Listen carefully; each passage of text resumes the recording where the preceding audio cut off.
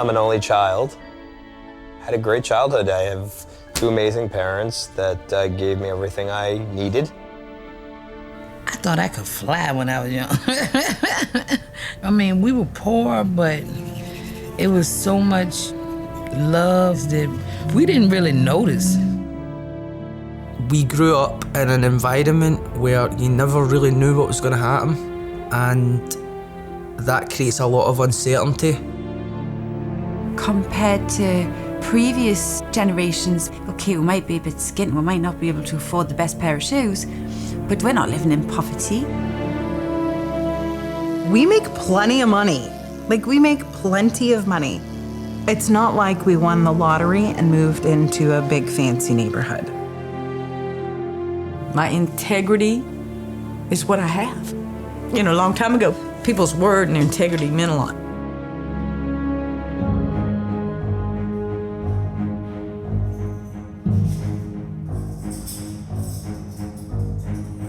I grew up happy in the Appalachian Mountains.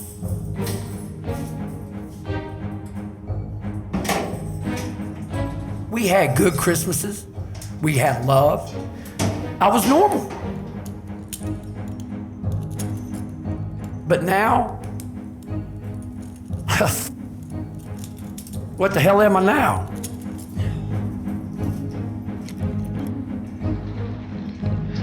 Can you hear me? No challenge is more urgent. We can either settle for a country where a shrinking number of people do really well, while a growing number barely get by. Or we can restore an economy where everyone gets a fair shot, and everyone does their fair share, and everyone plays by the same set of rules.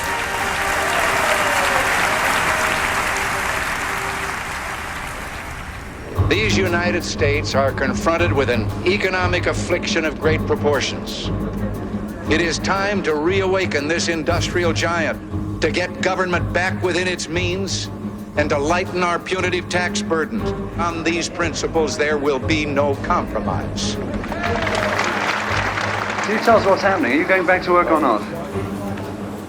All-out war by the council workers. Another industrial dispute, this time the lorry drivers, has led to some panic buying in the shops and markets. It felt that whatever the government tried to do, it wasn't necessarily making things better, it might be making things worse. I did think that the free market would produce the resources that could make everybody better off. The argument was that if you did these things, we will get rid of unemployment, there'll be more investment, there'll be more income, that will trickle down. Hey, 5/8 for 100,000 ton water. Without big rewards, people like me are not going to work 15 to 20 hours a day in order to get rich.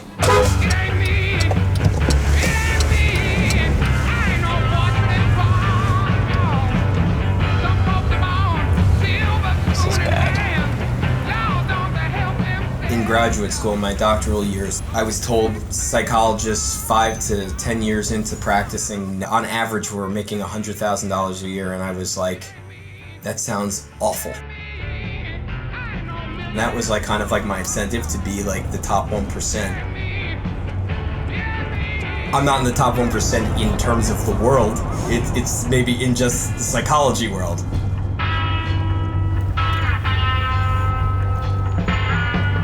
I choose this. I choose to drive. I could take a train directly into the city. I just feel like that's one extra time that I could get sick. Being in an enclosed area with lots of strange, in the public. It's like I can't afford to be sick at this point in my career. Every day counts while I'm trying to save for this house. Got 10 minutes to make it to work with coffee in hand.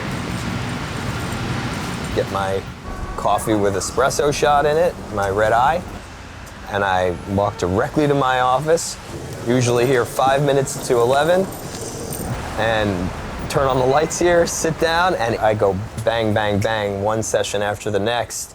It's non-stop. It's not like I can't leave this little box of an office. I don't have anyone to talk to.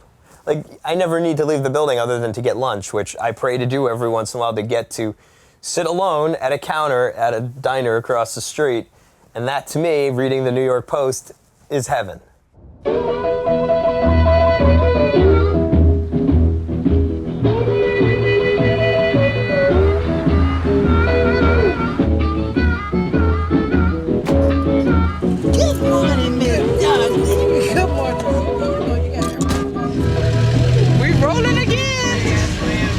Chicken, we go. Butt play. I'm gonna get up in the morning. I believe I just my fruit. Here you go. I'm gonna get up in the morning. I believe I just my fruit. So you buy hot wings? Need hot wings, please? My day starts on Sunday and doesn't end until the following Friday. Because once Monday hit, I'm up every day, just like this. It's a constant battle. Everything creates a little bit of stress.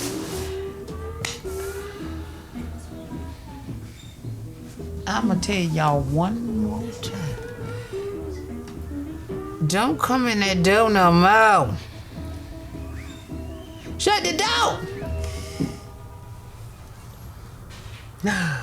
When I get in real stress mode, I might smoke about 4 or 5 cigarettes. I don't know. But you can't drink on your job. Because if that was the case, I'd have a flask at work. We have potato wedges or green beans or sweet loose corn or macaroni and cheese. Okay, there was something you said. Sweet loose corn, macaroni and cheese, potato wedges, or green beans. Okay. Now what else got with mashed potatoes? Look! Can you make up your mind what you want? I'm trying to help you. You know, I'm on this end now. Help me, please. We doing okay? Okay, I know the little slight interruptions. I know y'all bleep about it if you can. In Sunderland, over 1 in 4 men are unemployed. The further 600 sackings were announced last week. Income differences started widening rapidly from the mid-80s onwards. The weaker trade unions are, the more inequality there is. It's a very striking relationship.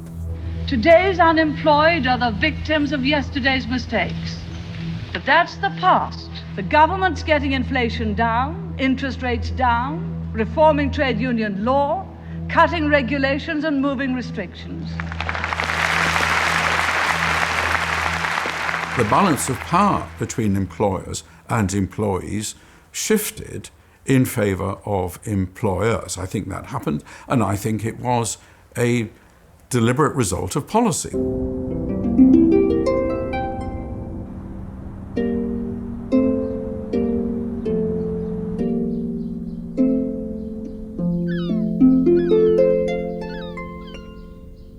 Los timbres bien pegados,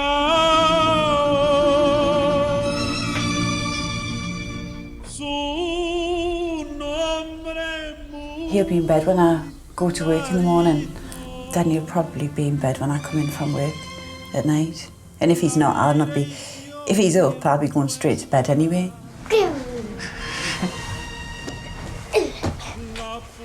Oh yeah, I've got to go, darling. Have a nice time. Oh, it's a shame for the kids. They might still be in bed when I go to work, and then when I come home, they're back to bed.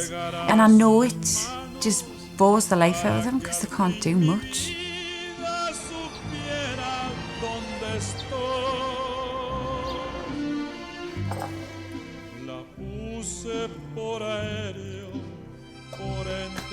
Within the home care sector, 0 hours are just the way it works. I just don't know what might happen from week to week, day to day. Piranha porridge, John, don't eat it just yet. Let it cool down, will you? Use the wriststand, that's lovely, thank you. You're right there. And we have your tablet. Yeah. If somebody dies or somebody goes into hospital, it's awful, but you think to yourself because you're going to lose a lot of hours if if you don't get something to fill that gap. Anything else I can do for you while I'm here? No, that's fine. Thanks again.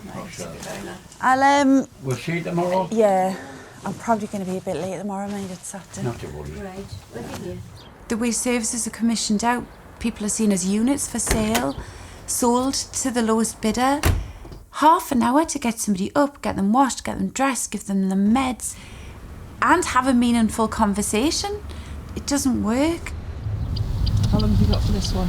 I'm going to be 25 minutes in here. There's a key. People look on you, oh, is that all you do? No, it's not all I do. I'm not just a carer, I'm a carer. You!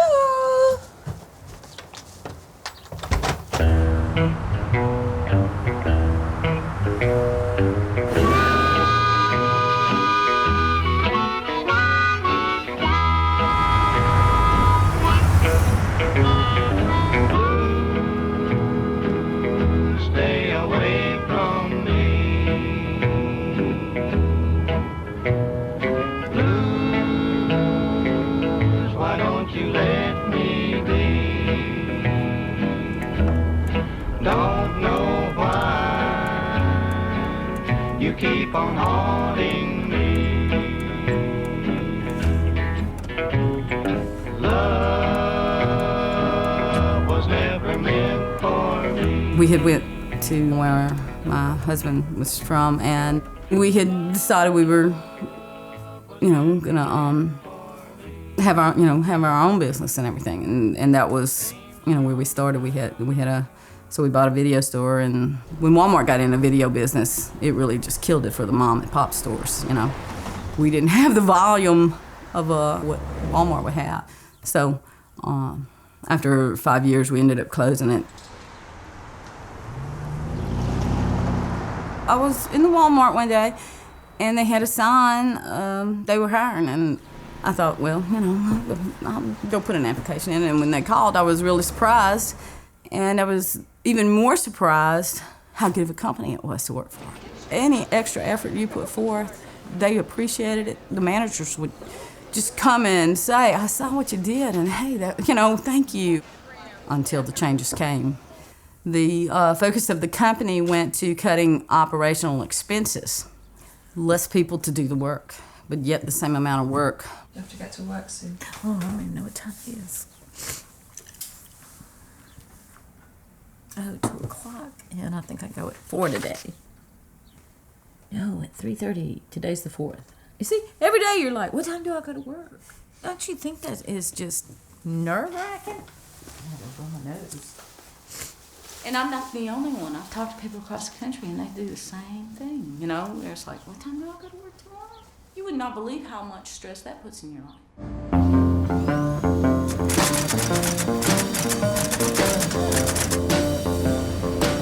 We are living through a moment of absolutely astonishing transformation. All of you know that the information and technology explosion will offer to you and to the young people of the future more opportunities and challenges than any generations of Americans has ever seen.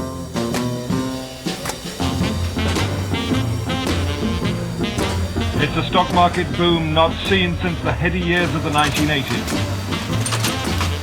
The Dow Jones Index up by almost a quarter in just 12 months, with record profits and million-dollar bonuses appearing in paychecks once again. What's really changed is that if you were once the CEO of a company, your company served a local market. Now most markets that are important are global in scope. If you're the CEO of Apple Computer and you make the company 3% more efficient than it would have been, you've added $1.2 billion to the company's bottom line. Your economic value has just grown explosively. We're really pleased to report that this quarter we earned $106 million. Bill Gates of Microsoft is now worth $29 billion, up $10 billion. Gordon Moore of Intel Computers, $6.7 billion, up $3 billion. And Bill Hewlett of Hewlett-Packard, a personal fortune of $4 billion, up $1 billion, all in just 6 months. If you end up at the top of this process, then you do have a justification for what's happening to you. The market is an efficient way of allocating resources. It's allocated a lot of resources to me, and that me must be an efficient result. It must show that I'm hardworking and clever and, in quotes, deserve what I'm getting. Very few people have the mental resources, the energy. I mean, look at me. Here I am. I'm creating an African art collection. I'm creating companies. My youngest child is 3. I'm 70 years old. I have 4 children, 13 and below. So what does that say about me? I mean, I'm out there creating. There are a lot of things that perpetuate inequality. Economic systems, governments, policy. One of the things, I would argue, is also psychology. How people think, the kinds of things that they value. Inequality is rising, but people aren't aware of what they're doing to contribute to that.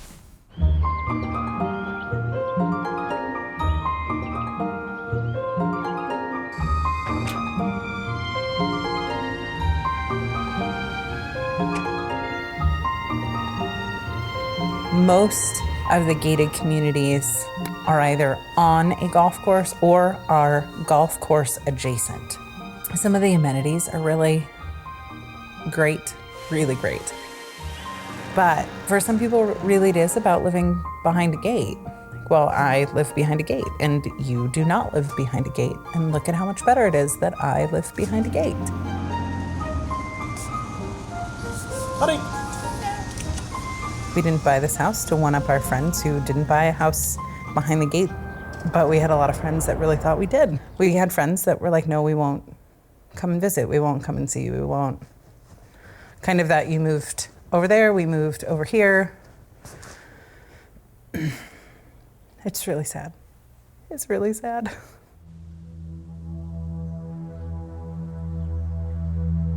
In general, everyone pretty much keeps to themselves.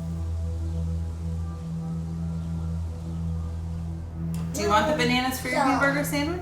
No. We don't know anything about our neighbors. Nothing. I found another hamburger. One of the things that for a couple of our neighbors has really bent them out of shape is that we haven't hired a gardener. So this neighbor comes out and stares at me, visibly pregnant, raking leaves, is just staring. And he yells from across the street, you know, only poor people rake their own leaves. How excited are you to... Take that, Jaguar. Be nice.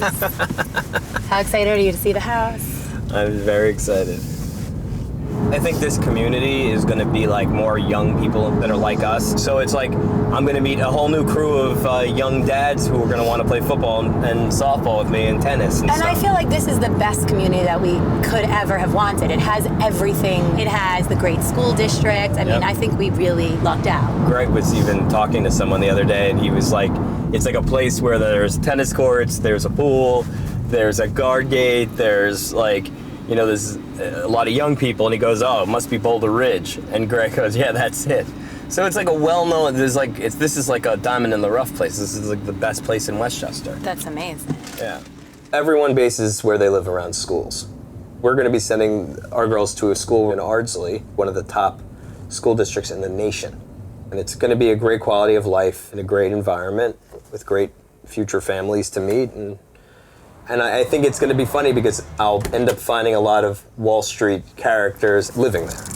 Hello, Holden. Hi, how are you? Good. How Thank are you? Good to see you again. Good to see you. Hello, Seema. I met in these gated communities people who just say, you know, Rich, I just want my kids to attend safe schools. I just want my property values to stay stable. I just want the beautiful amenities of life, private parks, private bike paths, private lakes. And so they're not so aware of the way privilege works on their behalf. What are we going to see first? Okay, so we're now in Boulder Ridge. We're in Boulder Ridge. It's a large community with hundreds of homes. It has a gatekeeper 24 hours a day, so nobody can enter here without it being known who they are. Right. That means that it's crime-free. That's great. And make me feel safe when I go on my speeches out of town to know that Simba and the girls are protected. Exactly. Nice cars here. Looking at the same thing. I think this is the perfect place for you.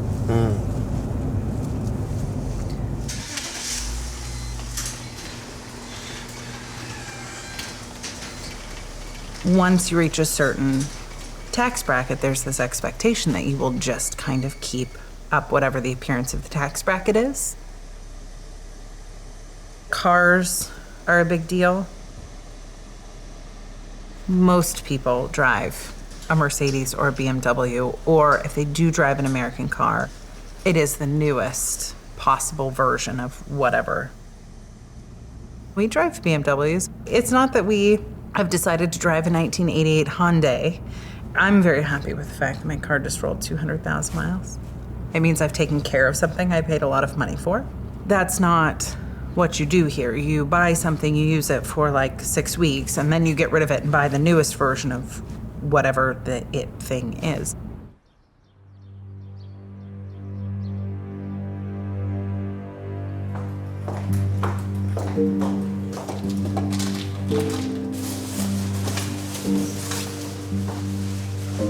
People have always been kind of obsessed with wanting things. The car they drive, the clothes they wear. The same way you want to leave your house looking good because people judge you on what you look like or what you're wearing.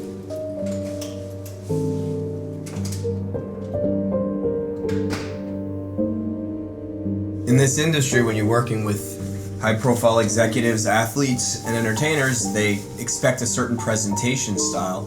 So I have to keep up a certain image in their eyes so that they respect me and value my opinion. So, you know, I definitely let my wife help me sometimes with the styles, brand names, and stuff like that, but she seems to be very good at getting me dressed for success.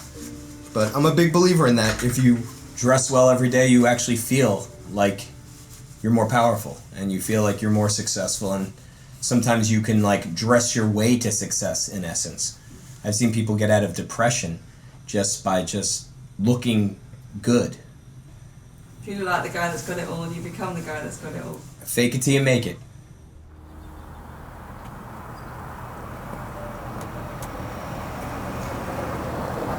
Hi, Gary.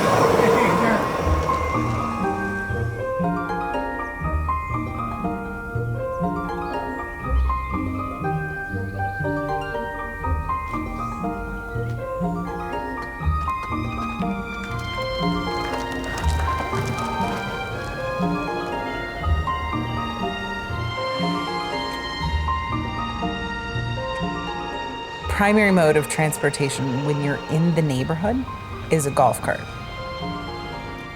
Everyone gets to kind of show off their golf cart. And there'll be golf carts with off-road wheels, and there'll be golf carts with lift kits, and there'll be golf carts with the kits that you plug onto the front of it to make it look like a Mercedes. People will dump $10,000, $20,000 into a golf cart. Most Americans are fair-minded and they won't say, I'm going to a gated community to flee brown people. Most people don't think like that. They're simply saying that the perceived sense of safety, the higher property values, that's why I'm moving to these communities. It has nothing to do with race. And so there's a divide, and that's how you segregate a community. Those who aren't perceived to fit in are not accepted. People who did not golf, people who did not go to a certain church, those types of people often felt excluded. Nope, we're not gonna go. No, hey, hands. Thank you. I appreciate this very good listening. When Max was little, where we lived before, there was a park at the end of the street. The kids would all play together and everyone had a good time together and all of this. You know, that's not the way it is here. Okay, up onto the curb. Okay. There you go. We, at least ethnically, look like the vast majority of our neighborhood. And I still have not come to terms with the fact that my kids are perceived as the different ones. Not too near the swings. I don't need you to get kicked in the head today. I have perfectly normal looking, blonde head, blue-eyed, nice kids. And this girl ran in fear, screaming from Max at the playground, just ran. And she kept screaming it at him, how horrifying he was. And her mom was like, yep, it's okay, honey, I know. Something is wrong with this dynamic. If my totally normal kid cannot make a friend at the playground,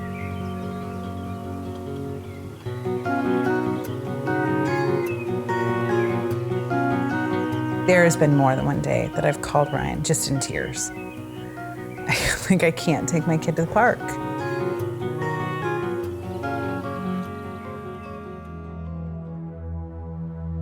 New York is booming, with conspicuous consumption very much back in fashion. The luxury car dealerships can hardly remember a time like it. Do you believe that an individual can earn too much money? What, you mean that we should sort of cap someone's income? Not really, no. Why? What's the point?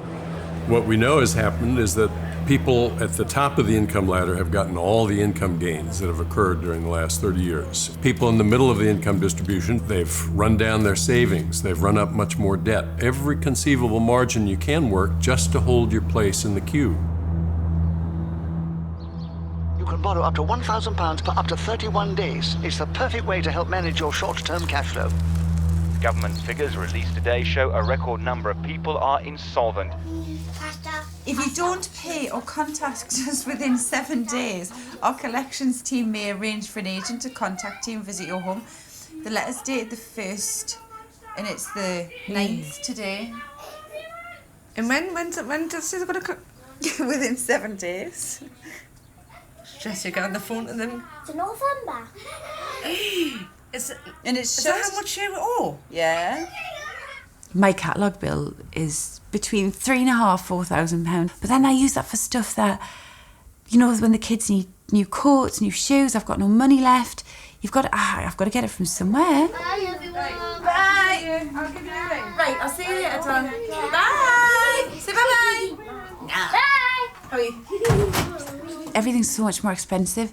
And Lucy now, she wants a computer, and you feel as though you have to do those things for them because their friends are getting them, and they're going to look like the odd one out if they don't get them. Can I have a cuddle too? You've got to cut back. The school are always on the phone when I've missed the dinner money payments. That happens quite a lot. Night, darling.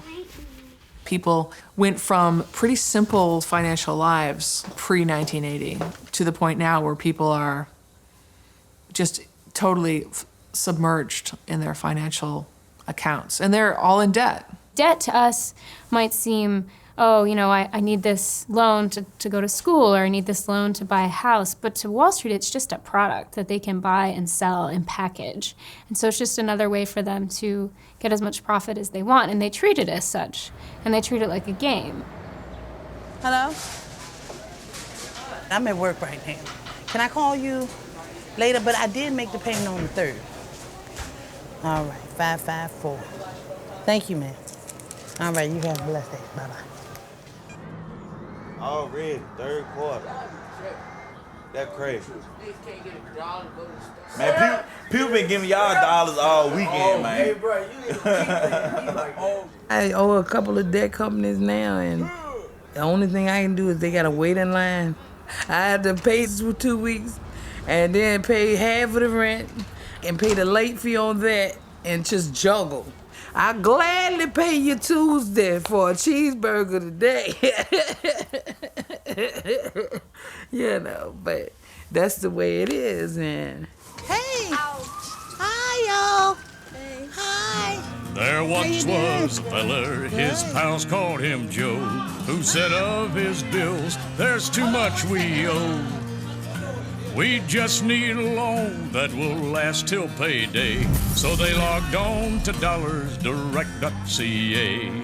Dollarsdirect.ca is fast and convenient. Just be 18 years or older, have regular employment, and direct deposit. Dollarsdirect.ca. Apply and get cash the same day. One of the things that I'm going to talk about a little bit today is how to create a more secure America by achieving the goal of 5.5 million new minority homeowners. We certainly don't want there to be a fine print preventing people from owning their home. Once Wall Street figured out that they could create these mortgage products, they were like, wow, this is the deal of the century. We need to make more of these. The house is always the big one. It's the way that the economy is set up. When you buy a house, housing values tend to go up, and so it's a major component of your retirement. And so losing your house, you can find yourself in a position where instead of being able to retire, you're just going to have to continue working. When you go to buy a house, you're really making a bet with hundreds of thousands of dollars that this place is going to hold its value and that everything is going to work out.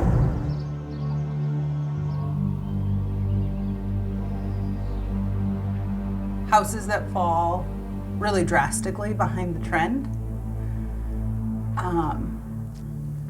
have a really hard time selling. And when they do sell, they sell for less. I think it would be more pressure if we were actively looking to sell our house today. We just try to kind of keep up and make sure that we don't fall really far behind. Good afternoon. Hi. Hi, I'm Karen Hobart. Hi, I'm Jen. I'm the owner of Rancho Marietta Homes and nice Land to Real meet you. Estate. It's a pleasure. Enjoy. Glad you made it. This is listed at $429,900, and it's on a 0.25 of an acre, quarter-acre lot. And they have, they've done so many upgrades. It's basically a brand new home, but it was originally built in 1981. What I like about it, watch your step, is they've done all the new laminate flooring.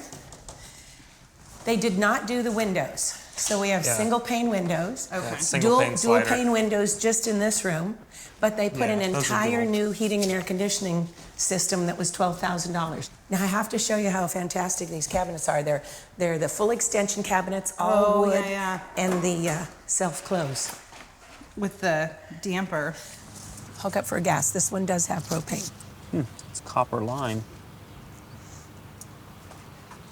Interesting. And all the houses have a different character and a different style, especially that one. It's a nice looking house. Isn't that one pretty, the Mediterranean?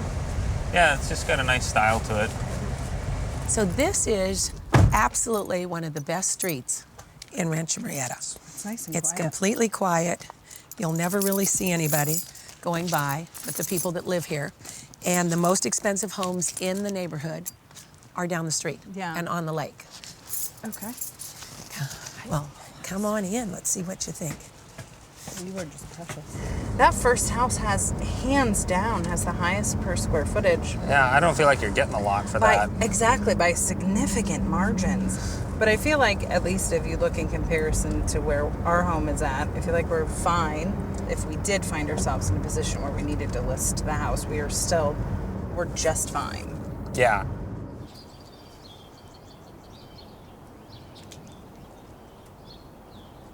More days than not, my first patient will probably be at 11 o'clock, which means that I would get up around 8, get my workout gear on, and go for a run. I'd go running for about 45 minutes to an hour. Loving running outside.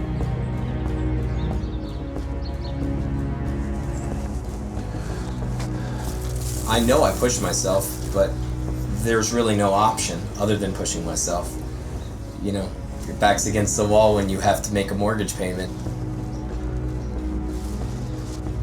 He just had back surgery and he literally worked the next day. Didn't skip a beat, had surgery Wednesday, worked Thursday, Friday, went into the office on Monday. He had a sick day, he couldn't go into the office and make money. So it's important, obviously, that he stays healthy for himself, for our family, and for his clients. The government had been collecting data that showed there had been these huge class differences in life expectancy, and people didn't really believe the data. Even people working in important positions in the health service didn't know whether death rates were highest at the top or the bottom.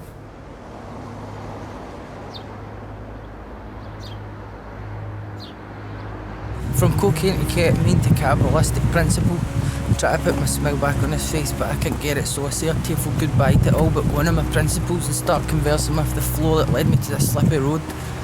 I wasn't always this way. I guess it started on the day they called the curtains on her casket and she flew away and left me here grounded, cuddling on the truest pain. My biggest ambition in life, try to get through a day. My mum was 36 when she died. If I keep drinking, that's me. Imagine that, being dead at 36, fuck's sake. All of the things that I need to do to try and lengthen my life, which is already cut short because I was born in Pollock. If I make it to 70, I'll be lucky, and that's if I eat salad every day. Now, of course, because of a growing body of research, people know that unemployment and poverty have health consequences. Instead of the former idea that it was businessman stress that led to the worst health problems.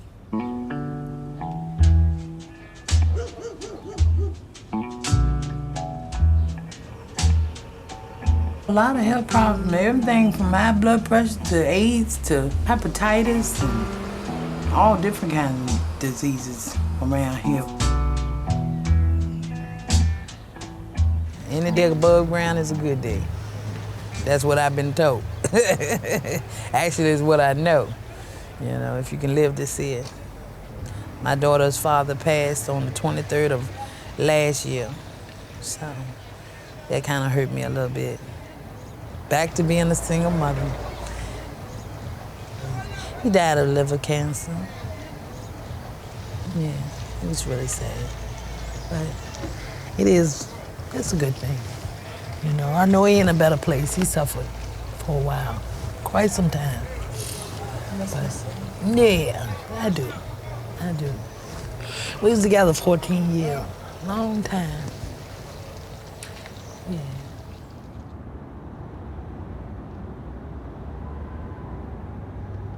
In Glasgow, men living in the poorest part have a life expectancy of 54. In India, 3/4 of the population live on $2 a day or less. No one in Glasgow lives on $2 a day or less. And yet, men in the poorest part of Glasgow have life expectancy that's 8 years shorter than the average in India. And I thought, aha, that's it. That's going to explain it. Being relatively disadvantaged has profound consequences which determine high rates of suicide, violent deaths, alcohol, heart disease.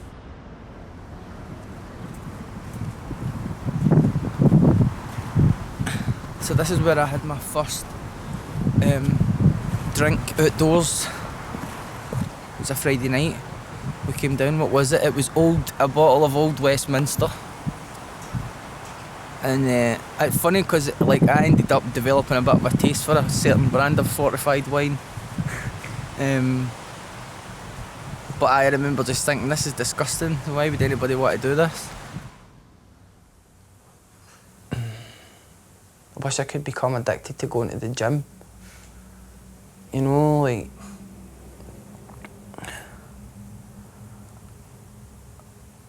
I've become addicted to fruit. I'm addicted to fruit. You know, like phoning my sponsor. Ah man, I went mad on the bananas earlier on. My potassium's out off the chain. Alcohol gave me what I thought was confidence. So it's that core belief that you're worth something that I'm missing. It's a painkiller for your spirit, really.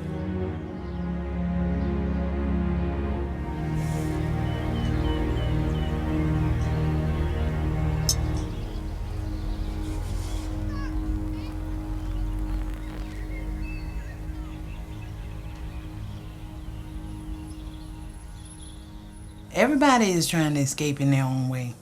Youth are trying to escape by doing different things like marijuana and stuff like that. Middle-aged people probably drink or do something to escape. Older people probably just don't care because they're old. They don't have to deal with that. So, but everybody's trying to escape something. What do you use to escape? I use my beer and my cigarettes and give me a little beer every now and again, and that's about the size of it. Look at me a good movie and go to bed. Do you have a go-to when you've had a tough day? No, well, actually, ice cream. I like ice cream.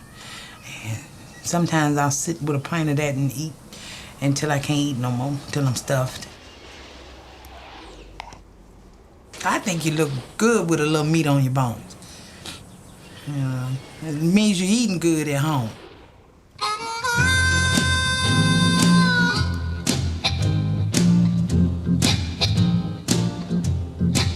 I feel very anxious all the time. And the nervousness is just, even the customers say I don't smile anymore. For example, a man yesterday, he told me, he said, "You look like you need to calm down." And I'm like, "I can't," you know? He was like, "You're gonna have a heart attack." And I'm like, "I know." You got to help me. I can't do it all by myself. I used to work and I would leave and I would go jogging at the gym and all this kind of stuff and everything, and I got to where instead I would rather come home and sit down and eat instead, you know? I was walking out and I was like, man, it's been rough because we were so short-handed. I was like, I'm gonna just go sit in my vehicle and eat some chips till I calm down, you know? But, you know, that's the wrong things to do.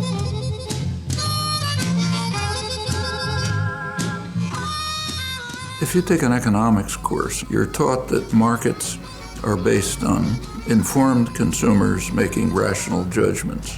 Suppose you turn on the television set and take a look at the ads. I mean, are they trying to create informed consumers making rational choices? On the contrary, they're trying to create uninformed consumers who will act irrationally. And it's a huge industry, one of the biggest industries in the country.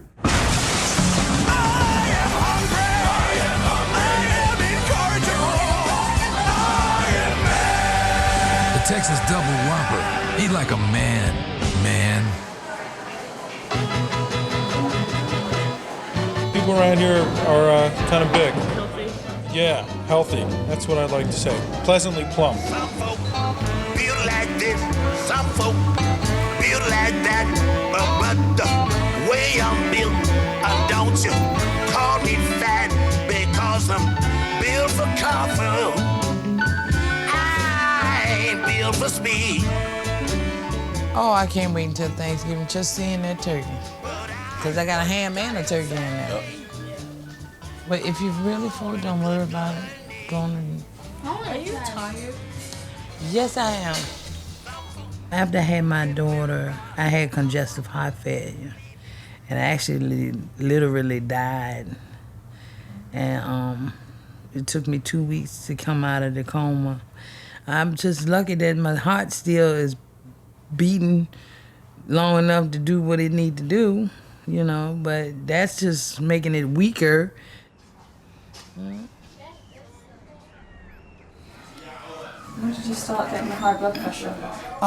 In 2004. Can y'all shut up? Shut up! And shut the door! Shut all the noise up. Everything need to be shut. Everybody need to be sitting down and being quiet. Period.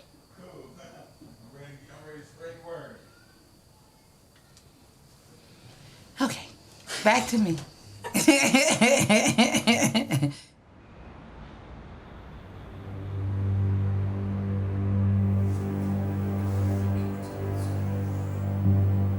It just makes me sleep easy at night, knowing if I'm home by myself with my kids, that there's somebody watching over us.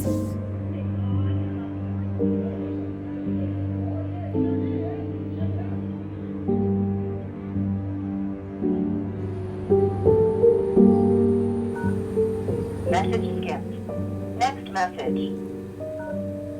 Message skipped. Next message. That's on. Say, love you, Daddy. Love you. Say goodnight. Good night. Sweet dreams. You want to say night to Daddy? Sweet dreams. I love you, babe. I would love to see more of Alden. I always say I wish I had a husband that worked a 9-to-5 job, you know, where we were able to come home together at night and take care of the kids together, but I know that's not reality, and I know he's providing a lifestyle for us that without him working as hard, we couldn't have. We know that financial distress is one of the main factors that sends people to see marriage counselors. In the areas that saw the biggest increases in inequality, we saw the biggest increase in divorce rates. People in the middle are trying to make ends meet and in the process and experiencing an enormous amount of additional stress in their lives. It's time for bed, little calf, little calf. What happened today that made you laugh? Hey, all right, give mommy a kissy. After a week, I'm exhausted. I work all day and then I come home to 2 kids to feed and bathe and read to and kind of make up for all the hours that I wasn't home during the day. I love you. Night-night.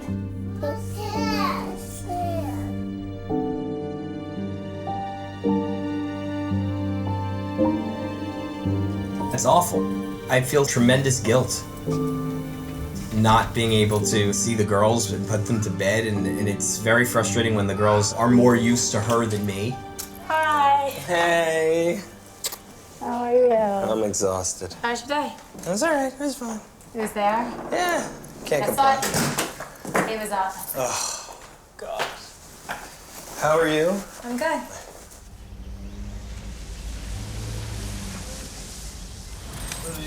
Ah, honey.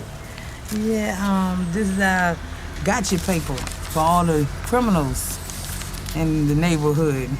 So, on page for page, it tell you who's been arrested and what they done did. And sometimes I be looking in here for my son's little friends because I don't want none of them to be having no fugitive while I'm in there cooking. That's just from people stressing out because the economy is so jacked up over here. And that's why we end up with situations like these people for different felonious assaults and because they mad and frustrated, can't get a job, or breaking and entering and trying to get in people's houses, or pure rage against another person, wanting what somebody else has. They'll just find anything to take the frustration out on because they ain't got too much else to do.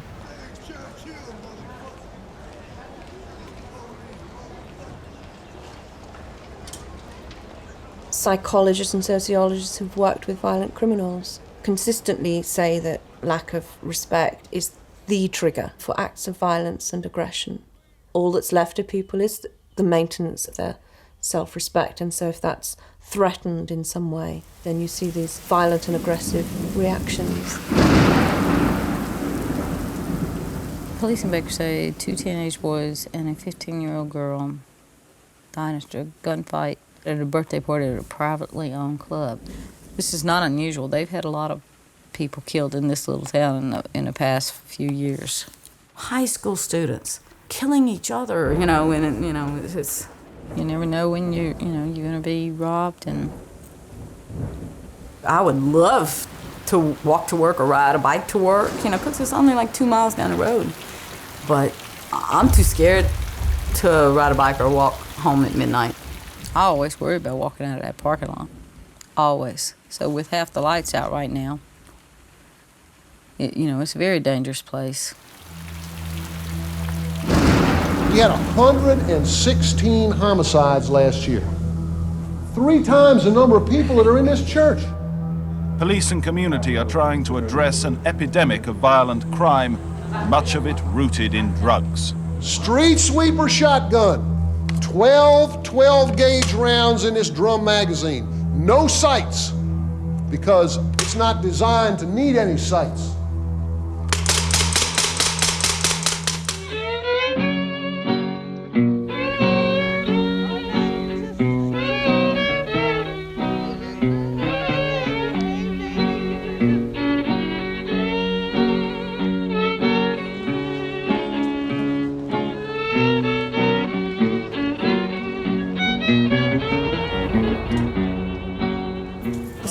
Commonwealth. I'm sick of it. I'm stressed out. All this shit is just devastating. Look at it. And look at me. Thank you. Keep them around your neck, please. Now she's gone, I don't worry. I'm sitting on I don't trust nothing no more. You know, after this store closed, after it get dark around here, I'm in. I don't care what's out there. I'm good. This war on crime is being waged at every level. Those who can afford it are getting out of the way, retreating to gated, walled estates from where they can watch the new Republican battle for the survival of America.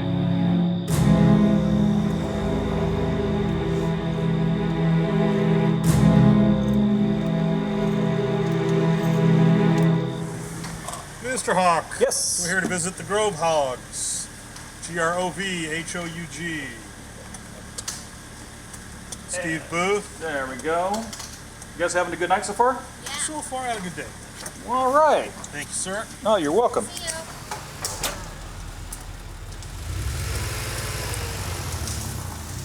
Apparently a neighbor saw it, called us.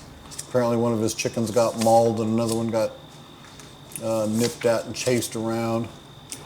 Was able to get it mediated with him, got him calmed down. The coyote sighting. Yeah, the coyote sighting, yeah. Did they give you any information about that? Not much, just that it was crossing the road right up on the north side. Did it sound like it was that big one? Sounded like it was that big one, yeah. Okay. So maybe he's just getting. He's been hanging around for a few months now, I think, hasn't it?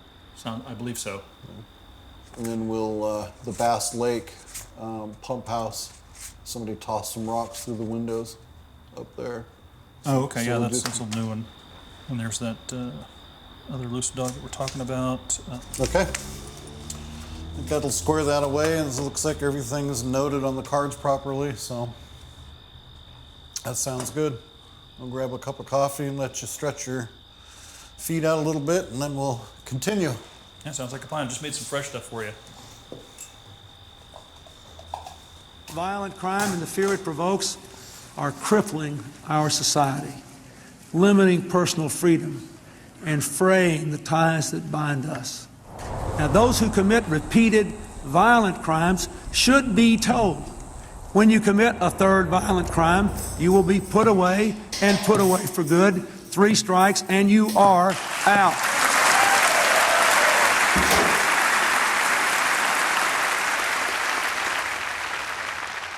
I get caught with a gram of dope, 1.5 grams, okay? And I wasn't hurting anybody but myself. I wasn't selling it, you know, I didn't give it to kids or anything like that. And I go to court. They wasn't trying to hear anything. They used that 3 strikes law against me. And they gave me a 25-year sentence. I've been in a box, just a little bit bigger than this, for the last 17 years. And to be locked up and treated as I've been treated here, there's not a man alive that wouldn't feel the same way that I do now. They've created a ball of hate in me. Yeah, I'm in the penitentiary. But you know something? I've never been caught with anything.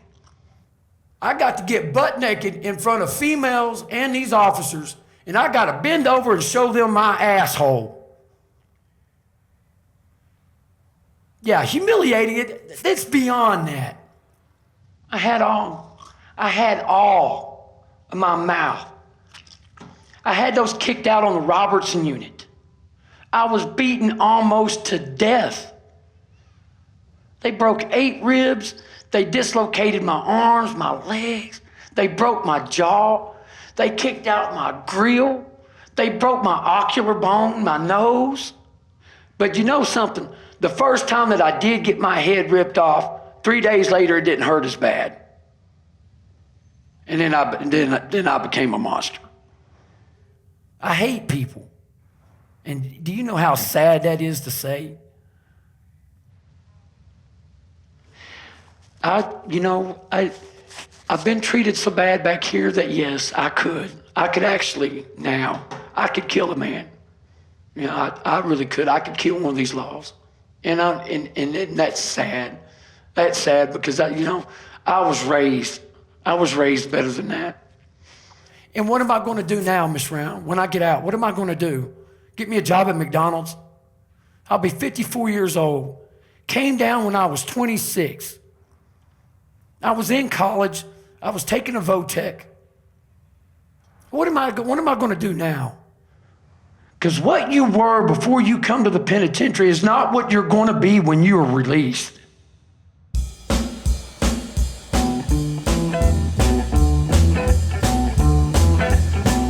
This is a country that began with the language of liberty, and yet we have more people in prison per capita than anybody in the world. There's no doubt that being rich makes it much less likely that you'll be incarcerated, even if you've done something terrible.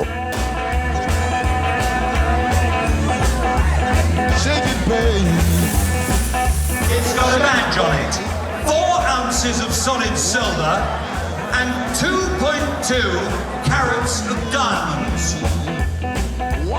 This is the richest year ever in human history. The rich are getting richer. It is evidence on our list. These are creators. They're not plutocrats. These are doers, making things happen. And when they do well, we all do well.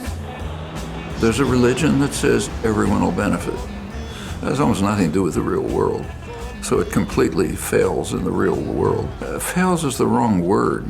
It's not a failure for the fraction of 1% of the population that's accumulating wealth, beyond the dreams of avarice. The influence of money in politics has risen dramatically in recent decades. The people at the top have more money. What they've been doing has been giving bigger contributions to politicians and in return asking for lower tax rates on themselves and less stringent regulations on their companies. From humble beginnings in small-town Arkansas to the world's leading retailer, Walmart has come a long way since 1962. No one, except for maybe Sam, who never lost sight of his original idea, could have predicted the company's remarkable growth. Walmart's an interesting case because Walmart has produced a large number of hereditary billionaires. And they are, no doubt, highly respected in the communities in which they live, and no doubt they do respectable things. They fund museums, and they give money to hospitals, and I'm sure they do all that stuff. And yet, in many communities, people who work at Walmart are getting a wage, but also getting food stamps. So they're basically, the public is paying for Walmart's labor.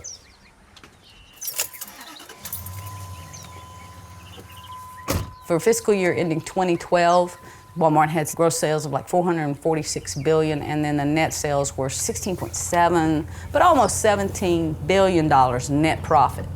I have no problem when a company making a profit. Like I said, I had my own business. But when you're making a profit at the expense of the people who are doing the work and they're on food stamps, it's a moral issue. If you're making the decision, all right, we're gonna cut hours so we can keep profit up, you know what you're doing. We've been finding that wealthier individuals are more likely to perceive the pursuit of self-interest as opposed to collective interest as being moral and favorable. We're even observing this moralization of greed, this greed is good mentality. This culture absolutely selects for psychopathic thinkers, people who literally have no empathy whatsoever. Because once you have successfully cleaved off ethical considerations, you're incredibly efficient. I think there's nothing wrong with aspiring to be comfortable. I don't even know that there's anything wrong with aspiring to be rich, but the aspiration of Wall Street is to have fuck you money. And fuck you money is the amount of money so vast that you could pick up the phone or say fuck you to whoever you wanted without repercussion.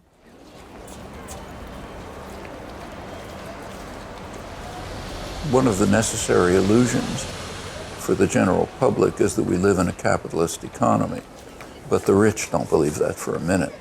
They insist on a powerful state to protect them from market discipline. So if Goldman Sachs makes a risky transaction, they're basically protected.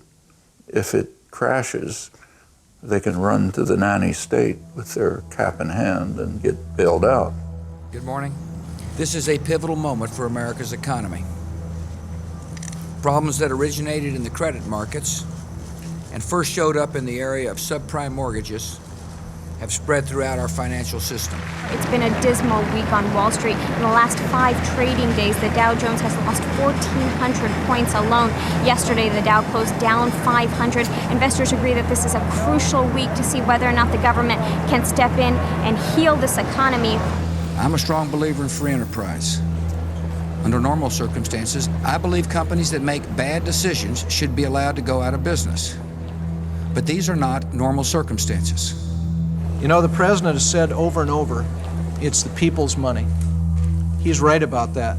It is the people's money. But now it's the people's debt. This is a pain that will stay with me for the rest of my life. But you get to keep $480 million. I have a very basic question for you. Is this fair? The spectacle of these bankers who have contributed hugely to bringing the Western economies to their knees, and yet are still going on paying themselves money beyond the dreams of avarice in most people's eyes, and they really think they're worth it. And sometimes I meet them socially, and they say, Max, when will you understand this is how capitalism works? I say, this is not how capitalism works. This is how capitalism goes hopelessly, disastrously wrong.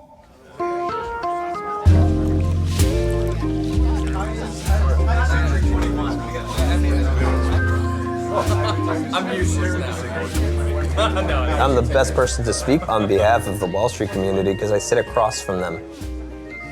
You know, I see the humanity of people on Wall Street are working harder now than ever before, not knowing whether they could ever move up the ladder, and when will this rat race end for them.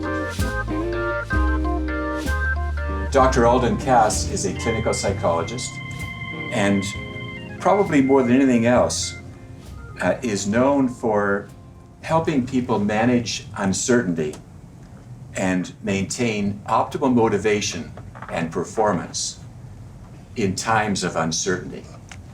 Alden? All right, thanks. It's become a mission for me to help people out during this rough time because I feel like in my practice as a psychologist, my clients are looking to me for answers.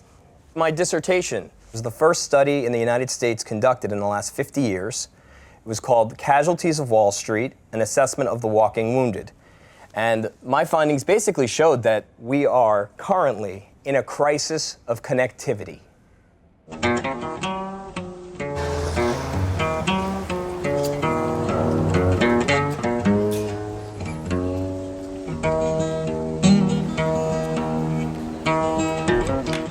Times in every where you go. Times are harder than ever been before. We should not bail out those who made the reckless decision to buy a home they knew they could never afford.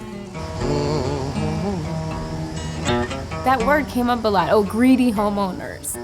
This is just about poor people who bought TVs on their second mortgages and it's their fault and they were greedy. That's the mentality. Blame the victim.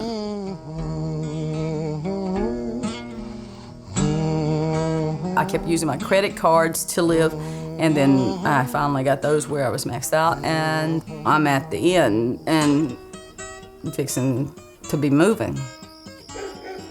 I've got to go very soon, within the next few weeks. You know, I mean, you know, this is it.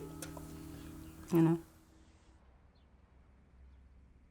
There's a lot of data suggesting that social mobility is an all-time low. People, despite their hard work, aren't achieving the American dream. So who is it that achieves wealth? It's often those individuals that are born into wealth in the first place.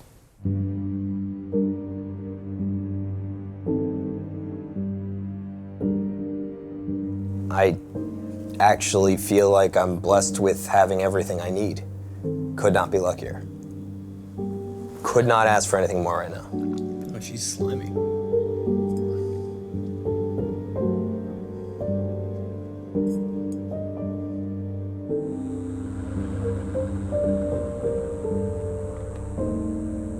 At 15 years old, I left Big Stone Gap, Virginia, and I hitchhiked across this entire continent to Southern California. And I had a good time. I was young, heterosexual. Hey, life was good. I was thinking about going to Hollywood, being the next Tom Cruise or somebody, you know, I mean, but it didn't happen like that.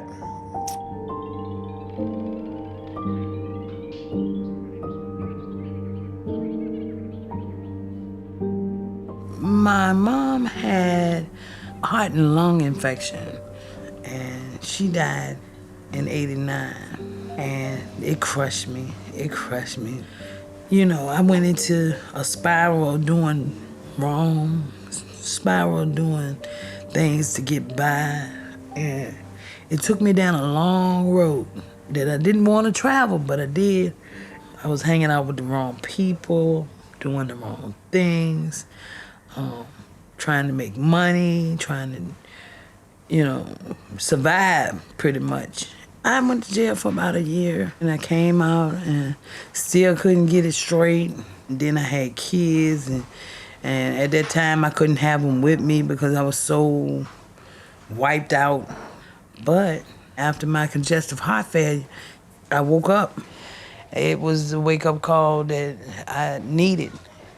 It was a sorely needed wake-up call, and I did that. So I've been off to the races ever since.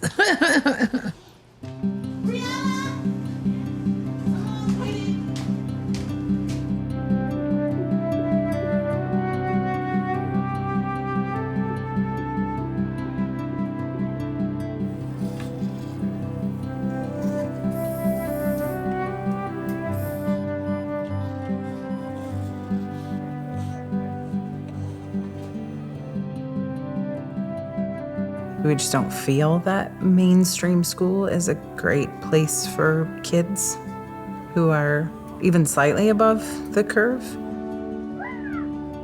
So we'll probably homeschool. If they're not staying on track, meeting the milestones, meeting the goals that they need to meet, it's going to impact long-term what their outcome looks like. No challenge is more urgent. No debate is more important. We can either settle for a country where a shrinking number of people do really well, while a growing number of Americans barely get by.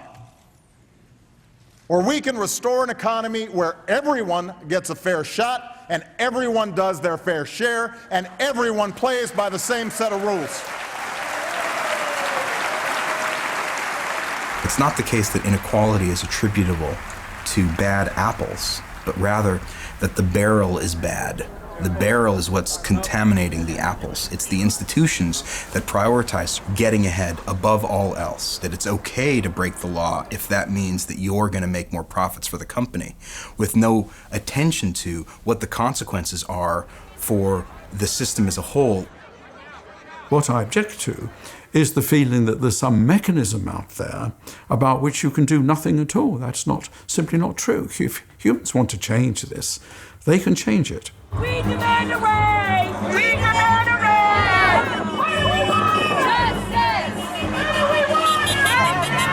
Justice! My name is Leah Taylor, and I'm here today to have a voice for my fellow workers and everybody that's struggling in the fast food industry. Rochelle Monty, what would you like to say to the boss of Allied Health for whom you work? I don't blame any one particular company. The truth is, unless the government actually acknowledge the importance of the home care sector within this country, people are going to continue to be failed. These problems are deep-rooted within the system, and it's the system that needs to change. My name is Janet Sparks, and I am a Walmart associate at store number 1102.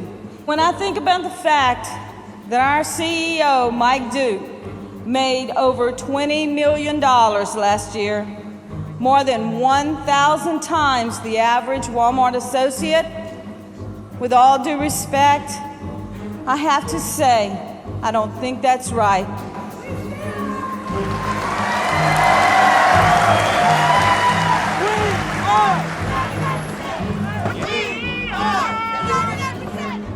I wish we'd never got into this state. I wish we'd never had these extraordinarily high rewards. I didn't realise that that was going to happen. Maybe others always knew perfectly well that this would be the result of it. But I think that that is unfortunate, and I regret it. I think, you sort of always have it maybe in the back of your mind that you're not part of something good. But I didn't have a clear sense of I am doing something actively harmful. And then when the financial crisis hit, I started to feel really uncomfortable. And I asked my boss, will the public ever forgive us for this? And meaning the bailout. And he basically said to me, well, here's the thing. The public always forgets. The public forgot after the savings and loan crisis. The public forgot after long-term capital management blew up. The public always forgets, and the public will forget again, and we will, move on, and it'll go back to normal. So don't worry about it.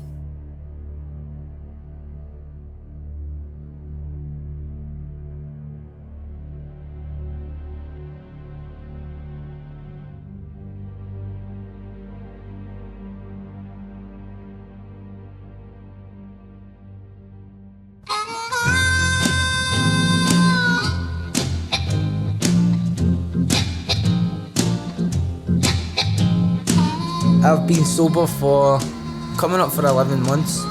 That's the longest I've ever been away from a drink. And I've learned my margin for error is very small. I mean, if I pick up a drink, I'm right back to square one. You got to help me. I can't do it all by myself.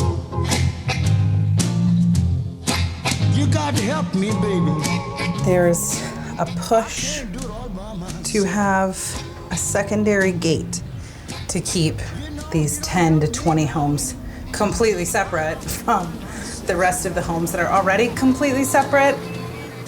I think it's a status thing more than a fear thing.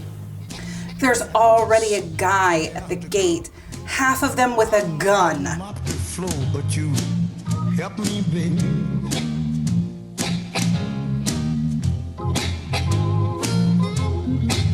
You know if you don't help me, darling. And to be honest, I'd rather live in Florida.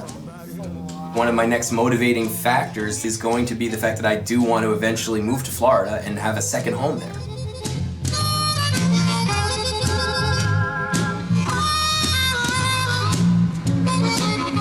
I won't have any regrets. I might be living under a bridge next week, but at least I tried.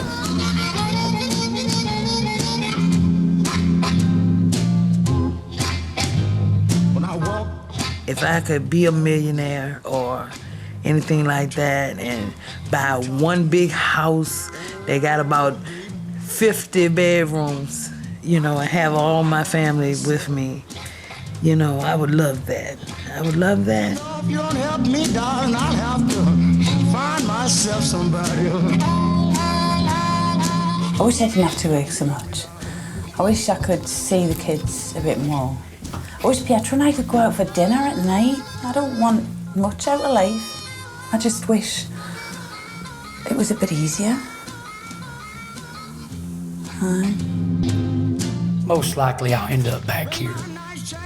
But it won't be because I'd walked into a school and shot up a whole bunch of children or raped somebody or anything like that. It'll be because I probably got caught stealing a loaf of bread and get a life sentence for it. Darling, I know where you sleep at, but I